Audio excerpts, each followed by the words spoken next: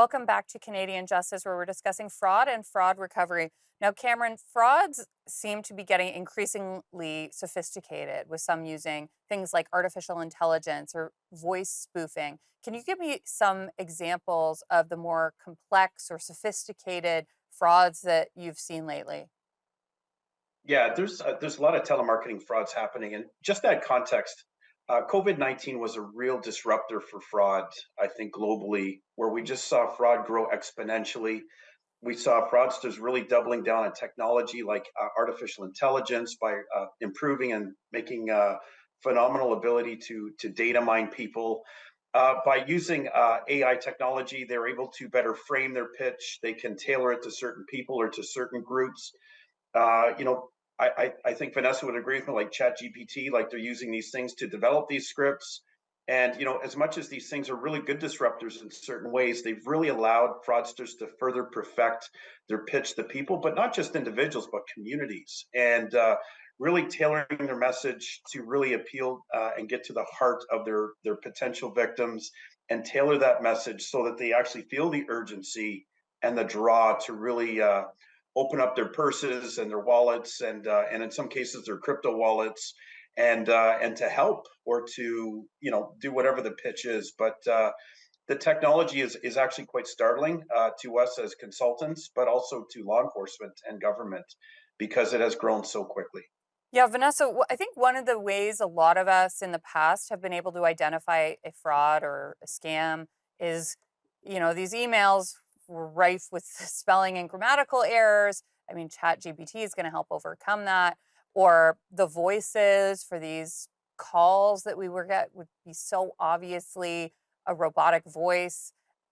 And I do have concerns that with the technology becoming more sophisticated, those ways of being able to spot or identify a fraud, we're not going to be able to rely anymore because they're going to become increasingly realistic. Anything you want to say about that?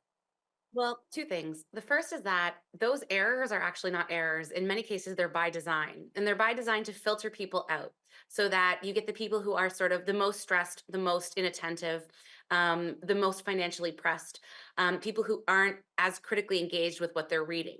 So I that's never one. I never thought of that before. Yeah, it's quite ingenious. I'm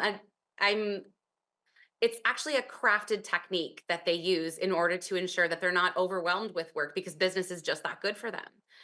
On the AI side, what we're seeing, or at least what I'm seeing, is that those tend to be a bit more targeted. Now, the Elon Musk AI story that broke recently is an exception, but Maybe currently, can what you I've been explain that story? I don't think everyone's familiar with it. Oh, well, it's not just Elon. There was a CTV personality who's also been spoofed recently. There's a new resurgence of the deep fake. The deep fake is basically where you have enough data of a person so that you can actually create a video or another image of that person, perhaps audio as well, whereby it looks like them, it sounds like them, it's the mannerisms that they have, but it's not that person speaking at all. It's entirely computer generated. Wow, that's really, really concerning. Now, Yeah.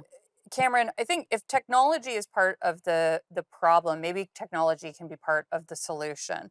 Are there technological or financial measures that people can put in place to protect themselves from being defrauded? Now, I know one technique that some people might use is you can put a daily withdrawal limit on your bank account so you can't get some scammer to convince you to withdraw all your money all at once. Yeah. There's at least that check.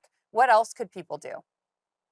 Yeah, it's hard for individual Canadians to employ like this vast technology that's available to like larger entities like financial institutions, law enforcement, commercial lenders, and things like that.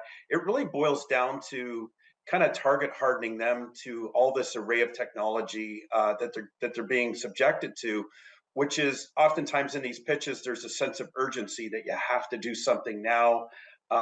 They play to the emotions, the old grandparent scam or romance scam or something like that.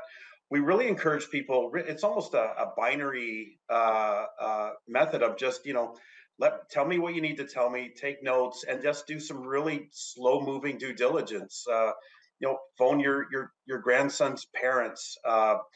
My bank manager's never going to call me and tell me go withdraw my money and buy gift cards or Hmm. something like that. We just people like get the information, hang up, think Right. about it, run it by a family member. And that also deals with the Right. voice spoofing. Like call them back. Just say, look, Yeah. did I just talk to you?